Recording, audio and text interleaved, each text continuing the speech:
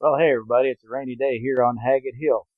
Kind of chilly here in southeast Missouri today. That's part of my problem. The last few days, I noticed my Derette V1000 with Perkins was really hard to start. Got really hard to start, like the preheater wasn't working, and the preheat signal on the instrument panel wasn't lighting up. Finally got a chance to dig into it today. Anyway, I was able to trace the problem and get it fixed, and I should have recorded the whole process, but I was in a hurry. So stick around and I'll tell you how I did it. So I first noticed the problem on those cold days. I would turn my key to the left to the preheat side, and the little coil preheat symbol here on my light wouldn't light up. Now I'm going to turn it now and you can see how it lights up. So that wasn't lighting up, so I figured it was either unhooked here or some problems with it. Anyway, if I got behind this light, I swapped out the connections for the battery and the light, found out it would light up, so there was not an issue with that. I wasn't getting any power to this light. Now I'm going to show you the back side of the key switch. Not sure how well you can see it, but there is the key switch. And if you can see a blue and brown wire, it's about 10 o'clock on the left as you're looking at it, and got the number 19 on it. Now, one of the members of the message boards had done some testing and found out that that is the pin that goes to the preheater, and it should have 11, 12 volts coming out of it when you turn your key to the left.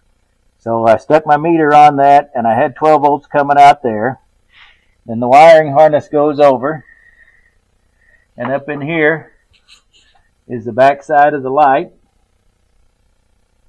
I didn't have any power coming out there. So somehow it's all tied together.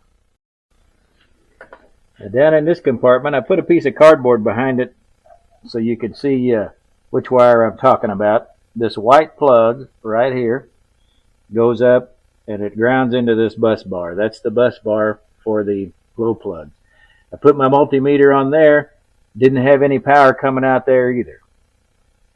So then, if you look, you might not be able to see it coming out of that plug. It's a pretty heavy gauge white wire and a blue wire. So that's the wires coming, that's the wires going to the bus bar. Well, I traced it all the way down, goes through here, over, took out all my cable ties down in there, traced it back up. So here's the back side of the fuse box. Right here is that heavy gauge yellow wire coming in. So I put my multimeter on that and didn't get any power coming off of that. I checked the blue wires, didn't get any power coming off. And then if you can see this blue and brown one right here, when I touched it, the spade connector right down in there was loose on the back side of the plug. That this goes to the relay on the other side. So I pulled it out, sure enough it was loose. When I pushed it back in, I could tell that it seated firmly. Then I tested my power again. I got 12 volt power there. I've got 12 volt power on the yellow wire. I've got 12 volt power over on the bus bar. When I turn the key to the preheat, I got power. You can see it's illuminated there. So it would appear like she's fixed. Now I've just got to button everything back up, and I probably cut off 30 or 40 cable ties. I got to put them all back on when I was tracing that wire and harness around. But I want to give a special shout out to Tim Flowers from the Derette message board.